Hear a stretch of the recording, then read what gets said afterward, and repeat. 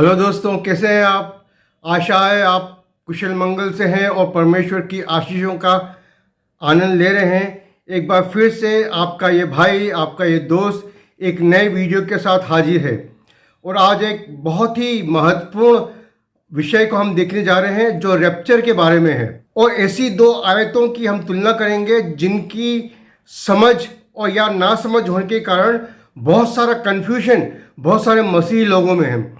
लेकिन उसके पहले कि हम आए, मैं आपको याद दिलाना चाहूँगा कि आप इस चैनल में बाइबल की भविष्यवाणियों के बारे में सुनते हैं। और न केवल बाइबल की भविष्यवाणियों के बारे में, लेकिन हम जो दुनिया में आज हमारे आंखों के सामने हो रहा है, जो घटनाक्रम हो रहा है, उनके बारे में भी बातचीत करते हैं। और हम देखते हैं कि किस तरह से बाइबल की सारी भविष्यवाणियाँ हमारी आंखों के सामने आज पूरी हो रही हैं।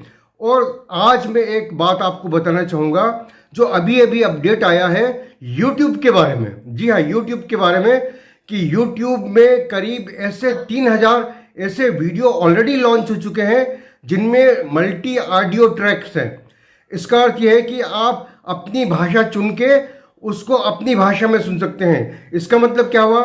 इसका मतलब ये हुआ कि जैसे मैं आपसे हिंदी में बात कर रहा हूँ, लेकिन कुछ समय बाद ऐसी टेक्नोलॉजी जो मेरे इस वीडियो पर भी आ जाएगी YouTube के द्वारा, तो दुनिया में कोई भी व्यक्ति मेरी इस आवाज़ को जापानी में, कोरियाई में या रूसी में या फिनिश में या डच में, किसी भी भाषा में सुन सकेगा। और ये काम कंप्यूटर करेगा, मेरी आवाज़ को वो ठीक मेरी ही आवाज़ में इस तरह से कन्वर्ट कर देगा कि दुनिया में बैठा कोई भी व्यक्ति उसे अपनी भाषा में सुन सकेगा। तो ये अंत के दिनों का बहुत ही महत्वपूर्ण चिन्ह है। क्यों?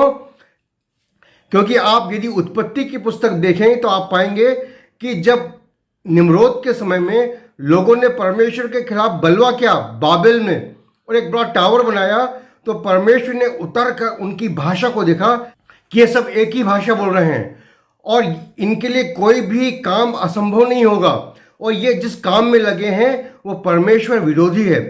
तो परमेश्वर ने उनकी भाषा में गड़बड़ी डाल दी और उनको सारी पृथ्वी पर तितर बितर कर दिया। लेकिन दोस्तों, आज करीब 5000 साल बाद सारी दुनिया फिर से एक भाषा बोलने लगी है, और यह है डिजिटल भाषा। डिजिटल के अगर आप कंप्यूटर जानते हैं तो आप समझेंगे, डिजिट्स के कारण आप किसी भी चीज़ को आप बदल सकते हैं। जो लिखी हुई बात है उसको म्यूज़िक में बदल सकते हैं, म्यूज़िक को आप फोटो में बदल सकते हैं, और फोटो को म्यूज़िक में, और म्यूज़िक को लिखी हुई टेक्स्ट में बदल सकते हैं। तो इसी कारण से ये आवाज़ को भी बदल रहे हैं और आवाज़ को किसी भी भाषा में आप तक पहुंचा देंगे। तो ये अंत के दिनों का और परमेश्वर के खिलाफ जो बलवा अंत के दिनों में हो रहा है उसके बारे में एक बहुत बड़ा अच्छा संकेत है। और दूसरी बात जो हुई है बहुत ही महत्वपूर्ण, पिछले हफ्ते प्रेसिडेंट पुतिन ने एक भाषण दिया। अपनी दोनों पार्लियामेंट की जो कंबाइंड उनकी वार्ता हुई थी, भाषण हुआ था, उसमें उन्होंने कह दिया कि हम किसी के आगे झुकने वाले और दबने वाले नहीं हैं, और लगातार अच्छे अच्छे वो मिसाइल्स हम बनाते रहेंगे। और पिछले हफ्ते ही उन्होंने सरमत मिसाइल का परीक्षण भी किया, और जो कि जिसको कि नाटो कहता है सैटर्न 2, शैतान 2।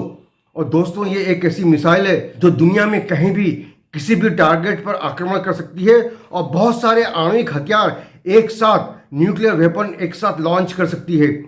तो दोस्तों, हम बहुत ही खतरनाक समय में जी रहे हैं। हर एक बात जो हो रही है वो इंगित कर रही है कि अंत का समय निकट है। और इधर इजराइल में भी आप न्यूज़ में सुन रहे होंगे, दमिश्क पर हमला किया उस समय, जबकि वहाँ एक थोड़े दिन पहले ही भूकंप आया हुआ था। तो इसका मतलब है ज़रूर कुछ ना कुछ घट रहा है। और आज की मैं न्यूज़ आपको बता रहा हूँ, रूस के पीटर्सबर्ग में अचानक से हड़कंप मच गया, सारी फ्लाइट्स रोक दी गई। जी हाँ, आज 28 फरवरी की बात मैं बता रहा हूँ, सारी फ्लाइट्स रोक दी गई और सायरन्स बजने लगे। फिर बाद में मालूम पड़ा कि ये तो कोई झूठी खबर थी जिसके कारण ऐसा हुआ। तो दुनिया में क्या कुछ भी, कोई भी लड़ाई ऐसे झूठी खबर से चालू हो सकती है? जी हाँ, हो सकती है। तो बहुत अंत का समय नज़दीक है, और परमेश्वर की कलीसिया का उठा लिया जाना बहुत नज़दीक है। प्रभु जी किसी भी समय आकर अपनी कलीसिया को उठा ले जाते हैं। तो एक थोड़ा सा एक परिचय था संसार की घटनाओं के बारे में, लेकिन इसके पहले कि हम आगे बढ़े, मैं हमेशा की तरह आपको याद दिलाना चाहूँगा कि आप इस चैनल को सब्सक्राइब करना और घंटी का आइकन दबाना ना भूलें। जब भी मैं कोई ऐसा वीडियो अपलोड करूं, उसकी सूचना आपको तुरंत मिल जाए और आपसे कोई भी वीडियो मिस ना हो। तो आइए, मेरा नाम राजेश है, हम आज के विषय पे आ जाते हैं। दोस्तों, दो आयतें हैं जिनको मैं आज कंपेयर करना चाहूँगा, क्योंकि ये जो चैनल है इसमें हम केवल करंट इवेंट्स पर डिस्कस नहीं करते हैं, लेकिन परमेश्वर के वचन पर डिस्कस करते हैं। तो दो आयतें हैं जिनको लोग समझते नहीं हैं और उनके कारण बहुत ही ज़्यादा कन्फ्यूजन सारी दुनिया में फैला हुआ है। तो उनको मैं आपके सामने पढ़ता हूँ। पहली जो आयत मैं पढ़ रहा हूँ, पहला थिस्सलुनीकियों उसका 4 अध्याय और उसकी 16वीं आयत। ये पूरा अध्याय और ये 13 आयत से लेके अंतिम आयत तक, 18वीं आयत तक रैप्चर के बारे में है या कलीसिया उठा लिए जाने के बारे में है। मैं केवल एक आयत पढ़ूंगा और उसकी तुलना बाइबल की एक अन्य आयत से करूंगा। तो 16वीं आयत में जो रैप्चर के बारे में इस तरह से लिखा है, क्योंकि प्रभु आप ही स्वर्ग से उतरेगा, उस समय ललकार और प्रधान दूत का शब्द सुनाई देगा और परमेश्वर की तुरही फूंकी जाएगी और जो मसीह में मरे हैं वो पहले जी उठेंगे। तब हम जो जीवित और बचे रहेंगे उनके साथ बादलों पर उठा लिए जाएंगे कि हवा में प्रभु से मिलें और इस रीति से हम सदा प्रभु के साथ रहेंगे। तो ये दो आयतें मैंने आपके सामने पढ़ी। इसमें लिखा है 16वीं आयत में, क्योंकि प्रभु आप ही स्वर्ग से उतरेगा। इस बात पर आप गौर करें, बिल्कुल ध्यान से सुने। लिखा है क्योंकि प्रभु आप ही, या अंग्रेजी बाइबल आप पढ़ेंगे तो उसमें लिखाएगा द लॉर्ड हिमसेल्फ। हिमसेल्फ शब्द पर ध्यान दें। आप ही, हिंदी में लिखा है आप ही स्वर्ग से उतरेगा। और क्या होगा उसके बाद? उसके बाद जो प्रभु में पहले मर गए हैं वो जी उठेंगे और जो हम जीवित हैं वो बदल जाएंगे ताकि हवा में हम प्रभु से मिलें। तो यहां पर क्या अर्थ है, बहुत ध्यान से आप सुने कि जब रैप्चर होगा तब क्या होगा? प्रभु आप ही, मतलब प्रभु खुद ही स्वर्ग से उतरेगा, ठीक है। और जो मरे हैं वो जी उठेंगे और जो जिंदा हैं वो एकदम बदल जाएंगे और बादलों पर उठा लिए जाएंगे और प्रभु से मिलेंगे। तो जी हां, यह है रैप्चर। रैप्चर में क्या हो रहा है? प्रभु आप, प्रभु खुद, लॉर्ड हिमसेल्फ उतर रहा है बादलों पर और हम उठाए जा रहे हैं उससे मिलने के लिए। तो शायद ये बात आपको स्पष्ट आ गई होगी, लेकिन लोगों को बड़ा कंफ्यूजन है और तरह तरह की शिक्षा दी जा रही है। किस तरह से? आइए मेरे साथ खोलें मत्ती रचित सुसमाचार उसका 24वां अध्याय, मैथ्यूज गॉस्पेल चैप्टर 24। मैं आपके लिए पढ़ता हूं मत्ती 24:30। तब मनुष्य के पुत्र का चिन्ह आकाश में दिखाई देगा और तब पृथ्वी के सब कुलों के लोग छाती पीटेंगे और मनुष्य के पुत्र को बड़ी सामर्थ और ऐश्वर्य के साथ बादलों पर आते देखेंगे। वह तुरही के बड़े शब्द के साथ अपने दूतों को भेजेगा। यहां पर क्या बात नोटिस करने की है कि प्रभु क्या कर रहा है? अपने दूतों को भेज रहा है और वे आकाश के इस छोर से उस छोर तक चारों दिशाओं से उसके चिन्हों को इकट्ठा करेंगे। यहां पर बड़ा स्पष्ट ये बताया गया है कि प्रभु यीशु मसीह उतर रहा है। इस घटना में भी बादलों पर आया हुआ, लेकिन प्रभु क्या कर रहा है? खुद नहीं कलेक्ट कर रहा है। यहां पर प्रभु अपने दूतों को भेज रहा है।